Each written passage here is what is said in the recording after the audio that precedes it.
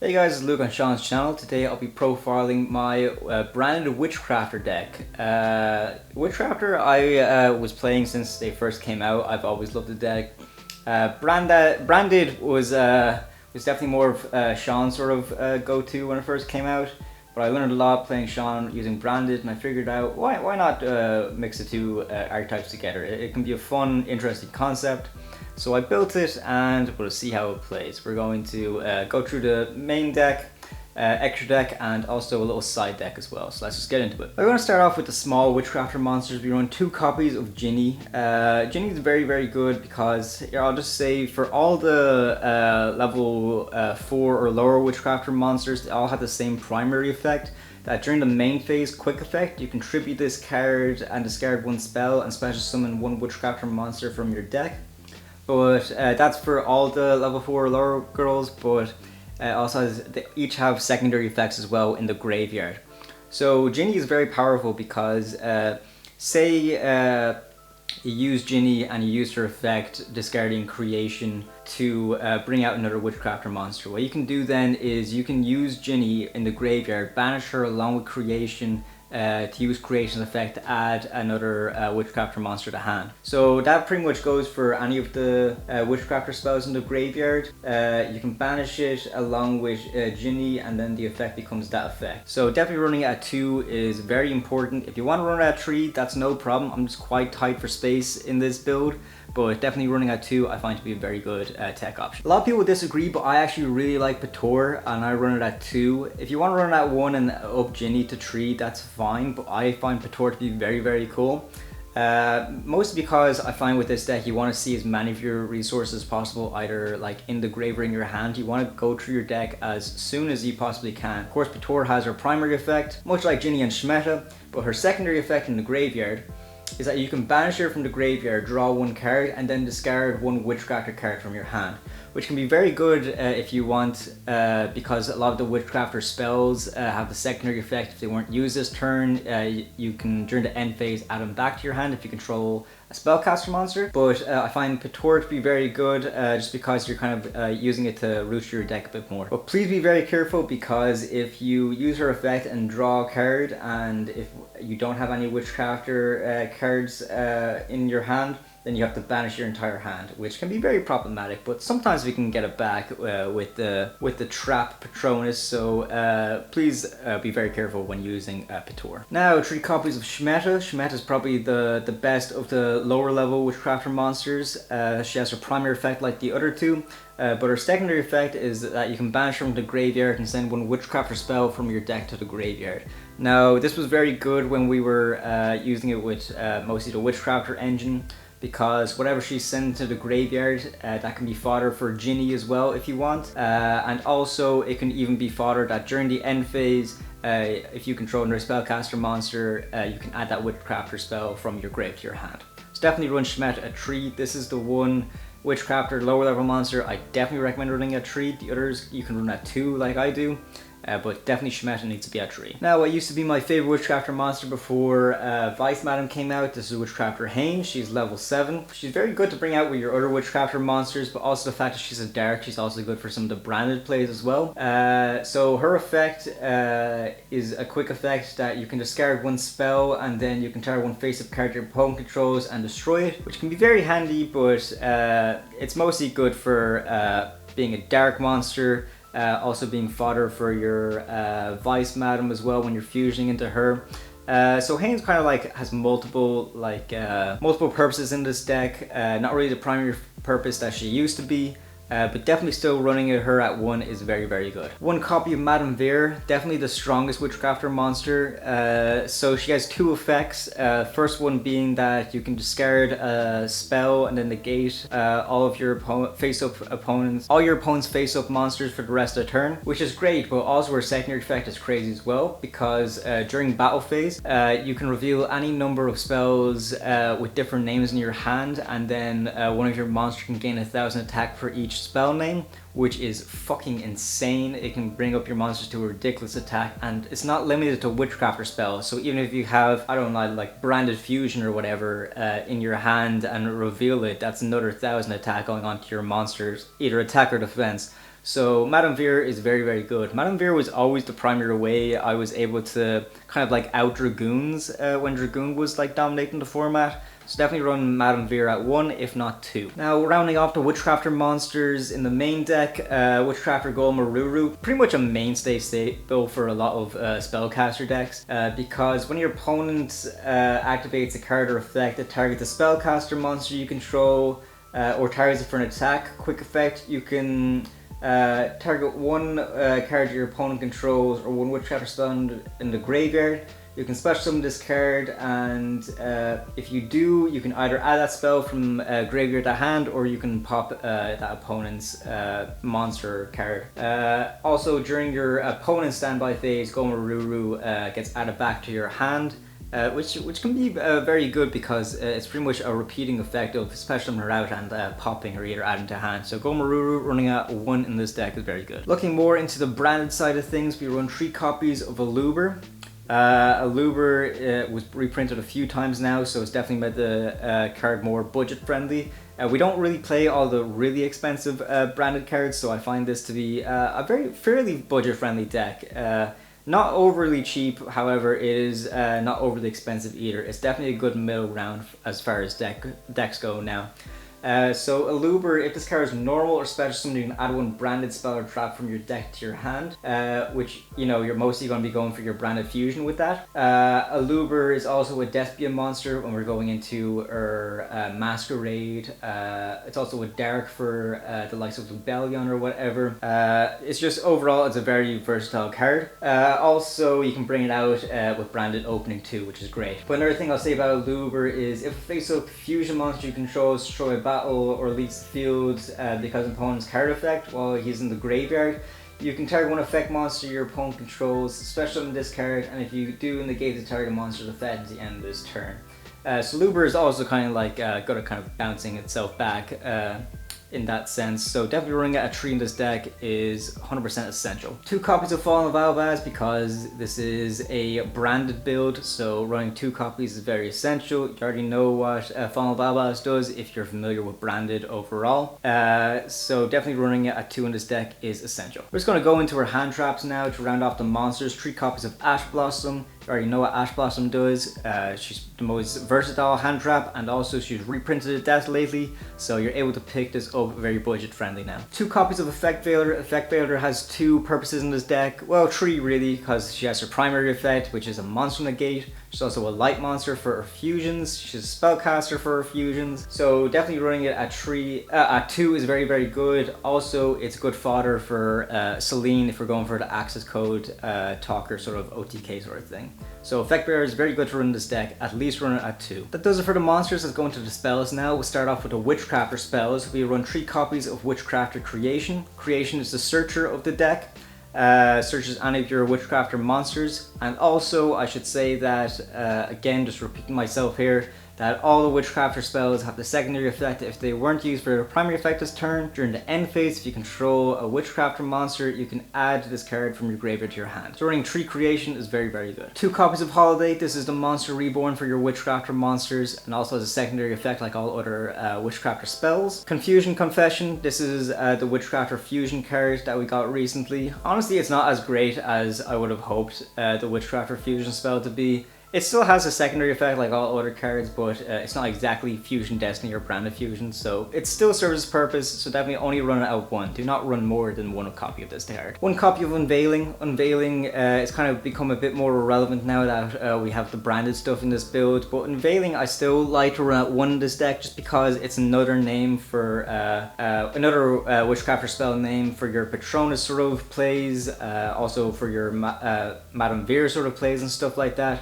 So running it at 1 is definitely very good in this deck. Bystreet is great protection. It's a continuous spell card. If a Witchcrafter monster you control will be destroyed by battle or card effect the first time, it is not destroyed. So definitely running at 1 is essential in this deck. Draping, I love when archetypes have good like searchable spell and trap card removal. Draping isn't like the best archetypal spell trap card removal because you can only target spell traps your opponent controls up to the number of Witchcrafter monsters you control and return those targets to the hand, so it doesn't even really destroy them.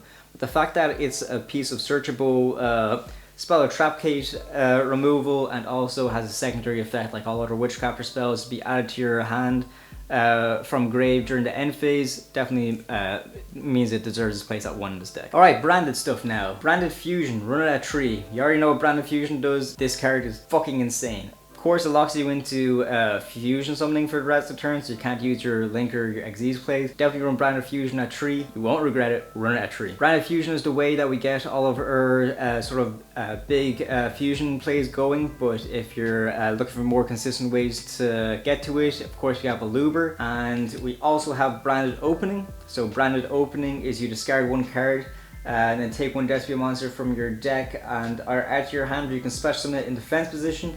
Of course, you're always going to bring out Aluber with this, and then Aluber's effect is going to add Branded Fusion from your deck to your hand. So run Branded Opening at 3 in this deck. Branded in red I run at 1. I kind of hem and haw between having this in the deck at all, but it is very good and coming very useful. It's a quick play spell that reads you can target 1 Despia monster or 1 Fallen of Albaz in your graveyard and add it to your hand. Then you can apply the following effect. So you can fusion some 1 level 8 or higher fusion monster from your extra deck by banishing fusion materials mentioned on it from your hand or field, but cannot attack directly this turn. So it can come in quite handy. I find it very good for when you're kind of like stuck for your monsters. If your opponent had some like really good negation going and they knew what they were doing, Branded in red's a nice little sleight of the hand that I would recommend running at 1 in this deck. Magicalized Fusion is kind of really fucking good when you have a Miracle Fusion for an archetype. It doesn't really apply here. It's not an archetype. This is just a generic Miracle Fusion for spellcasters, which is great for going into a Vice-Madame. Witchcrafters aren't really controlled anymore because of the branded stuff, so we were on one call by the grave because we're definitely more lean towards a combo deck than a control deck now. Harpies, just because it's a great card overall and destroys all spell and traps your opponent controls. Since Draping's quite restricting, Harpies is very good removal if you're able to literally just, you know, draw the out. Now finishing off with the only 2 traps we run in this deck, we run 2 copies of Patronus. Patronus is a very good continuous trap. What it does is you can target 1 of your spellcaster monsters that either banish or in your graveyard, shuffle into the deck, and if you do, add 1 Witchcrafter spell from your deck to your hand. Now just a spellcaster monster, not necessarily a Witchcrafter monster, so it's good if you want to bring back your effect veilers, shuffle them into the deck, good recycling there, so Patronus is definitely good to run at 2. Also has a secondary effect. I don't use it too often, it just never really comes up, but it's good to know that it's there. Is once card's in the graveyard except the turn center, you can banish this card and target any number of your banished Witchcrafter spells with different names and then add them to your hand. Can come in handy, so it's good to know that that option is there if needs be. So that does it for the main deck. We're going to go into our extra deck now. We run 2 copies of Witchcrafter Vice-Madame. Vice-Madame is a new boss monster of Witchcrafters now. She goes very, very well in this deck. You're able to bring her out with 1 Witchcrafter monster and 1 spellcaster monster. So her effect is very, very good. When a spell card or effect of a non-fusion spellcaster monster is activated, quick effect, you can activate 1 of the following effects. Either 1, destroy 1 card in the field. 2, special summon 1 level 5 or lower Witchcrafter monster from your hand or deck, or you can add 1 Witchcrafter spell trap from your deck to your hand, which of course is all very, very good. So if you use 3 different spellcaster effects or 3 different spells or whatever the turn when she's out, you can activate all 3 of those effects, which are very powerful, very broken. Great runner at 2 in this deck. We run 2 copies of Albion, the Branded Dragon. Albion is able to be brought out using Fallen of Albaz and 1 light monster. What makes Albion so good is if this card is fusion summoned, you can fusion summon 1 level 8 or lower fusion monster from your extra deck, except for itself, by banishing fusion monsters mentioned from your hand, field, and or graveyard. And also during the end phase of this card is in the graveyard because it was sent there this turn. You can add to your hand, or you can set 1 branded spell trap directly from your deck. So this can be very, very good. Albion works well if you only have Fallen Albaz and Light Monster in the deck. Go off of Branded Fusion. Also, the secondary effect is great when you're using your Mirrorjade effect to banish as well. So Albion is definitely good to run at 2 in this deck. Lubellion, definitely running at 2, brought out by 1 dark monster, 1 Fallen of Albaz. It's pretty much the anti-Albion, but this effect, it doesn't have the same that Albion has, where Albion banishes. Lubellion shuffles back in for the cost of discarding a card. However, it cannot attack the turn you activate this effect, but one good thing I will say about Lubellion, it's pretty much a good, easy 1-card combo with Branded Fusion to go into your Mirror. So definitely run Lubellion at 2 in this deck. Speaking of Mirrorjade, we run at 1. Mirrorjade is fucking brilliant card. It's a 3000 attack monster that can be brought out with Fallen of Albaz, plus 1 Fusion, Synchro, Exit, or Link monster. Lubellion's effect is that you can quick effect. You can send 1 fusion monster from your extra deck to the graveyard that mentions Fallen of Albaz, and then you can banish 1 monster on the field. This card can't use the effect the next turn, however it's very good because Mirrorjade can send your Albion and then get Albion effect during the end phase. Definitely run Mirrorjade at 1 in this deck. We run Masquerade the Blazing Dragon. She can be brought out by 1 Despia monster, 1 light or dark monster. The main reason you want Masquerade out is because it's very great and very annoying for your opponent, because when they activate anything, they have to pay 600 life points. Which may not sound like a lot, but it really builds up considering the amount of cards they activate during their turn. That does it for the fusions. In terms of XZs, we run the number 97 to number 100 package. So number 100, number 97, and number 38 Hope Harbinger. You already know what these guys do. With 2 level 8s, number 97 can be brought out. You can use the effect of that detaching material, bring out another number monster, and then another number dragon monster, and then overlay with another number dragon monster. So what you want to do is with 97 bring out Hope Harbinger with number as material for number 100. Number 100 can detach Hope Harbinger, and number 100 gains the attack of all the ranks times 1000. So it can bring it up to 9000 attack easily if you want to go for the OTK. But also it's good to have Hope Harbinger here, just because if you're in a situation where you want to build up some sort of like floodgate or whatever, number 38 Hope Harbinger can actually negate a spell effect, so it's very good to run that along with this little package right here. The 2 Charmers are very good for this deck, Dark and Lina. Definitely run them because they're great for stealing your opponent's monsters, and also we like to use them for our link climbing when we're going into our Selene sort of thing as well. But considering this is a spellcaster deck, Selene is more easily brought out than the Charmers. But you already know the combo with Selene. I demonstrated many times on this channel. More recently, you can check it out with the Sky Striker profile. But Selene is great for link crawling into your access code, which is always good for when we're going for that big damage or OTK. So that pretty much rounds off the extra deck now. We're just going to go into the side deck real quick, and then that'll be it. I like to run 3 copies of Artifact Lancia. Lancia I find to be very good for this format because I like to shotgun it during the standby phase. So when this card, you can tribute this card from your hand, and then during your opponent's turn, neither player can banish cards for the rest of the turn, which is very good against Kashtira. So definitely running it at 3 in the side deck is very good, because it can be very crippling to other decks as well. 3 copies of Lava Golem. Lava Golem is a great little sort of kaiju that by tributing 2 of your opponent's monsters, you can special summon this to your opponent's side of the field. It's a very good way of getting rid of 2 problematic monsters. Lava Golem also has the effect that during the standby phase, if he's on the field, the controller of it takes 1000 damage. So 3 copies of Lava Golem I find to be very good. I know we have Draping and Harpies, but if we're playing against a heavy sort of back row deck, 3 copies of Cosmic Cyclone is definitely good to have on the side. Because it's a great card and more accessible now thanks to the Trap Trick structure deck. 3 copies of Evenly Matched. It's just a great sort of going second card, and I find that it can be very good for this build, mostly because since we run sort of the branded stuff as well, we don't necessarily need to go for a big OTK along with the Witchcrafters, so evenly matched for the cost of a battle phase, it's great to just be a board wipe for your opponent. Finally, rounding things off, 3 copies of Royal Decree. I find Royal Decree to be very underrated, but I do see it having a bright future considering the amount of people playing Trap Trick right now, Labyrinth as well. This is a very crippling card for all trap decks. All it does is a continuous trap, negates all other trap effects on the field. This actually saved me in locals last time I went, because I went first. I had rolled the Cree set against Trap Trick, and the guy said enter battle phase. Then during battle phase, I flipped up Royal Decree, so he wasn't able to evenly match me. So he pretty much wasted battle phase with that. So definitely run Royal Decree at 3. You won't regret it. It's definitely very, very good. So yeah, that pretty much does it. If you have any suggestions on your deck profiles you want to check out on the channel, please check them out. Any other suggestions, please let us know. Thanks for watching. Don't forget to like and subscribe.